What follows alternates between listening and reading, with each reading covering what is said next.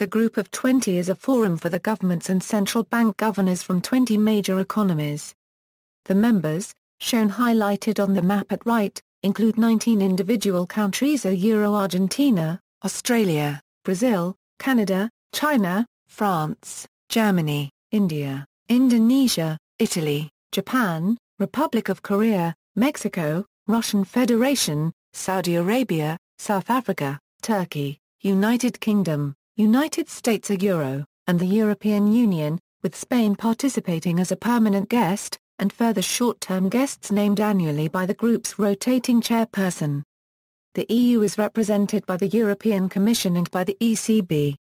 Collectively, the G20 economies account for around 85% of the gross world product, 80% of world trade, and two-thirds of the world population. The G20 heads of government or heads of state have periodically conferred at summits since their initial meeting in 2008. The G20 was proposed by former Canadian Prime Minister Paul Martin as a forum for cooperation and consultation on matters pertaining to the international financial system. The group was formally inaugurated in September 1999, and held its first meeting of finance ministers in December 1999. It studies, reviews, and promotes high-level discussion of policy issues pertaining to the promotion of international financial stability, and seeks to address issues that go beyond the responsibilities of any one organization. With the G20 growing in stature after the 2008 Washington summit, its leaders announced on September 25, 2009, that the group would replace the G8 as the main economic council of wealthy nations. Since its inception, the G20's membership policies have been criticized by numerous intellectuals, and its summits have been a focus for major protests by anti-globalists, nationalists and others. The heads of the G20 nations met semi-annually at G20 summits between 2008 and 2011. Since the November 2011 Cannes summit, all G20 summits have been held annually. Russia currently holds the chair of the G20, and hosted the 8th G20 summit in September 2013. The next summit is in Australia in Brisbane in 2014, chaired by Tony Abbott, Prime Minister of Australia. List of members: currently, there are 20 members of the group. These include, at the leaders' summits, the leaders of 19 countries and of the European Union, and, at the ministerial level meetings, the finance ministers and central bank governors of 19 countries and of the European Union. In addition, Spain participates in every meeting as a permanent guest.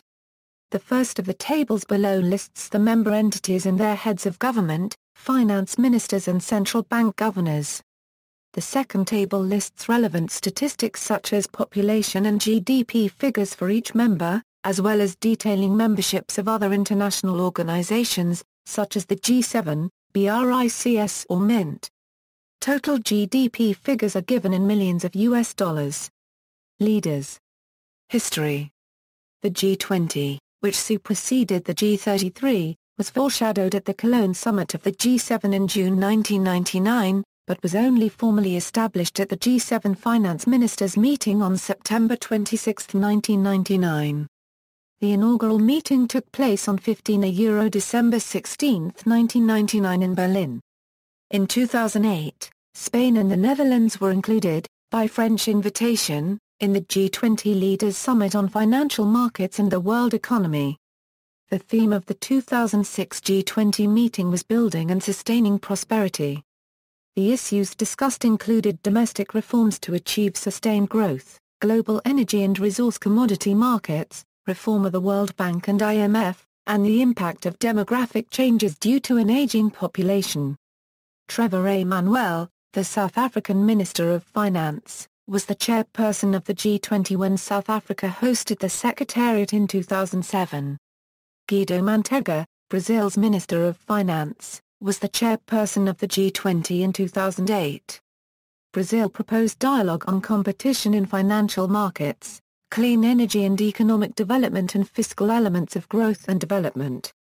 In a statement following a meeting of G7 finance ministers on October 11, 2008, U.S. President George W. Bush stated that the next meeting of the G20 would be important in finding solutions to the burgeoning economic crisis of 2008. an initiative by French President Nicolas Sarkozy and British Prime Minister Gordon Brown led to a special meeting of the G20, a G20 leaders summit on financial markets and the world economy, on November 15, 2008. Despite lacking any formal ability to enforce rules, the G20's prominent membership gives it a strong input on global policy. However, there remain disputes over the legitimacy of the G20, and criticisms of his organization and the efficacy of its declarations. Summits. The G20 summit was created as a response both to the financial crisis of 2007 and Euro 2010 and to a growing recognition that key emerging countries were not adequately included in the core of global economic discussion and governance. The G20 summits of heads of state or government were held in addition to the G20 meetings of finance ministers and central bank governors, who continued to meet to prepare the Leaders' Summit and implement their decisions. After the 2008 debut summit in Washington, D.C., G20 leaders met twice a year in London and Pittsburgh in 2009, Toronto and Seoul in 2010. Since 2011, when France chaired and hosted the G20, the summits have been held only once a year. Russia chaired and hosted the summit in 2013. While the summit will be held in Australia in 2014, with Turkey hosting it in 2015. Australian Foreign Minister Julie Bishop, as host of the then next G20 meeting, proposed on March 19, 2014 to ban Russia over its role in the 2014 Crimean crisis. She was reminded on March 24 by a communiqué of the BRICS foreign ministers that the ministers noted with concern the recent media statement on the forthcoming G20 summit to be held in Brisbane in November 2014. The custodianship of the G20 belongs to all member states equally and no one member state can unilaterally determine its nature and character. G20 leaders chair rotation. To decide which member nation gets to chair the G20 leaders meeting for a given year, all 19 sovereign nations are assigned to one of 5 different groupings. Each group holds a maximum of 4 nations. This system has been in place since 2010, when South Korea, which is in Group 5, held the G20 chair.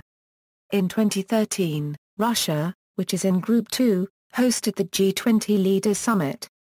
Australia, the host of the 2014 G20 summit, is in Group 1. The table below lists the nations' groupings. Organization: the G20 operates without a permanent secretariat or staff. The group's chair rotates annually among the members and is selected from a different regional grouping of countries. The chair is part of a revolving 3-member management group of past, present and future chairs, referred to as the Troika. The incumbent chair establishes a temporary secretariat for the duration of its term, which coordinates the group's work and organizes its meetings. The role of the Troika is to ensure continuity in the G20's work and management across host years. The current chair of the G20 is Australia. The chair was handed over from Russia after the 2013 G20 summit. The 2015 summit will be presided by Turkey. Proposed permanent secretariat. In 2010, President of France Nicolas Sarkozy proposed the establishment of a permanent G20 secretariat, similar to the United Nations. Seoul and Paris were suggested as possible locations for its headquarters. China and Brazil supported the establishment of a secretariat, while Italy and Japan expressed opposition to the proposal. South Korea proposed a cyber secretariat as an alternative.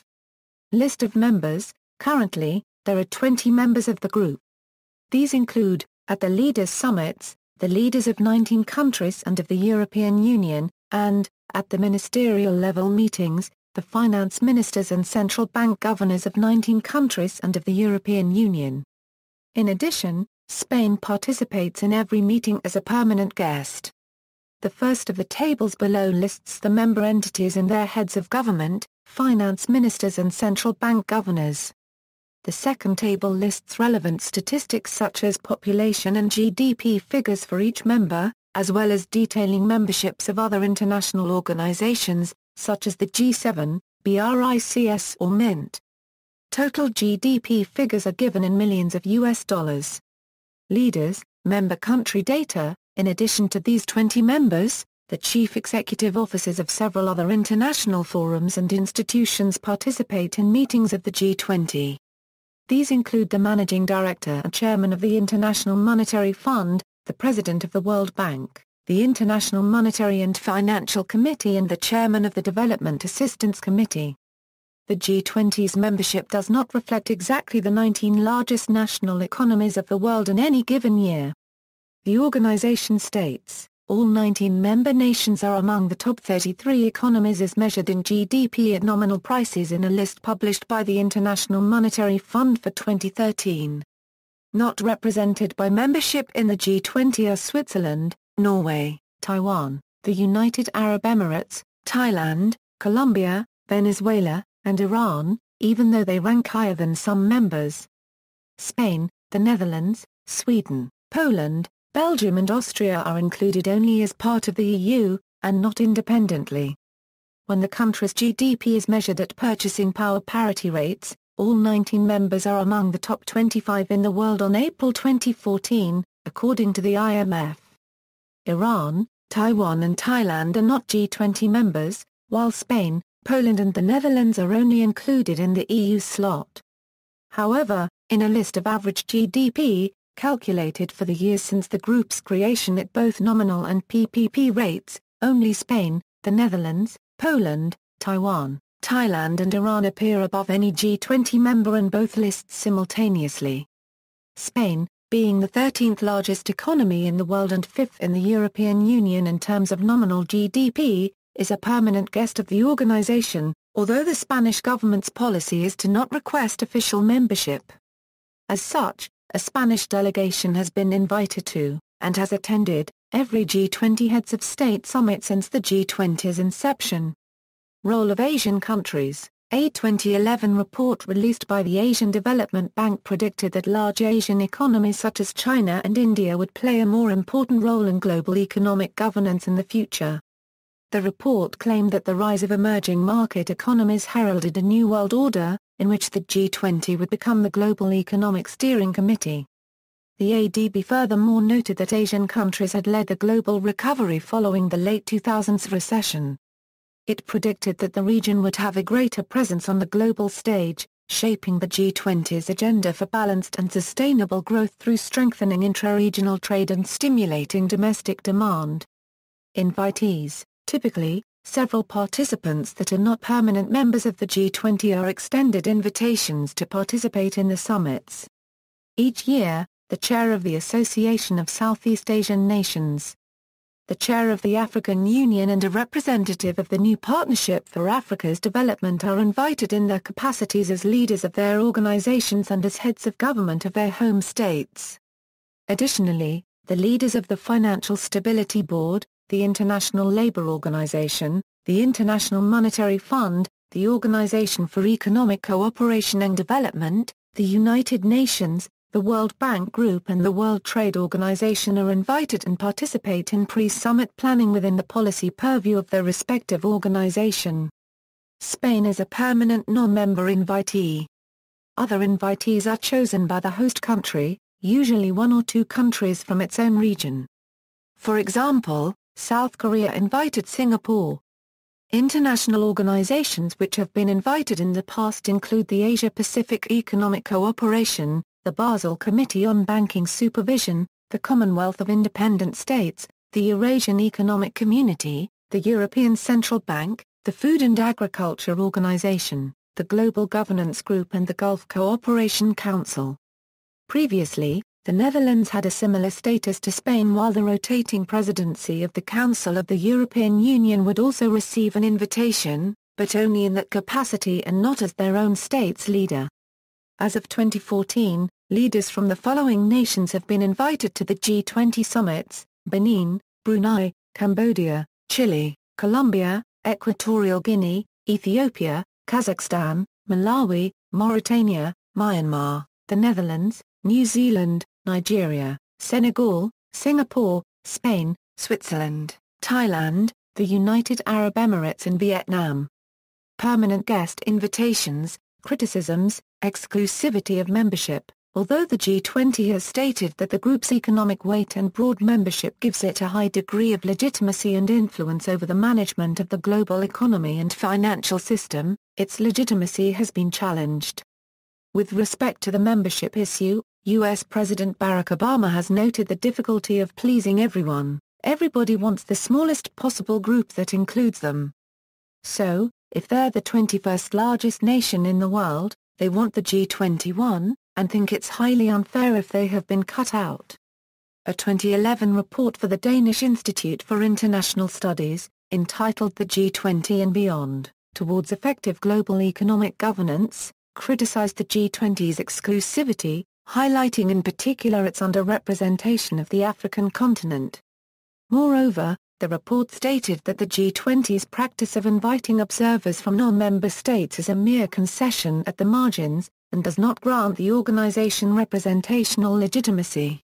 However, Global Policy stated in 2011 that the G20's exclusivity is not an insurmountable problem, and proposed mechanisms by which it could become more inclusive.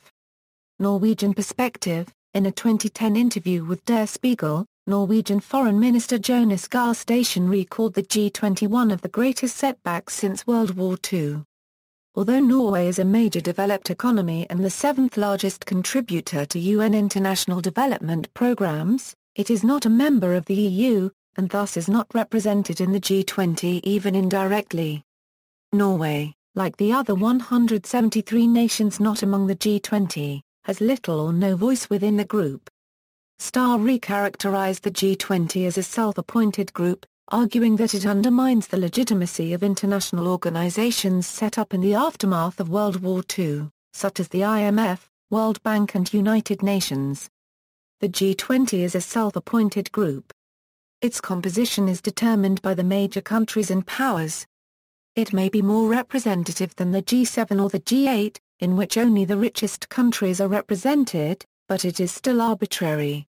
We no longer live in the 19th century, a time when the major powers met and redrew the map of the world. No one needs a new Congress of Vienna.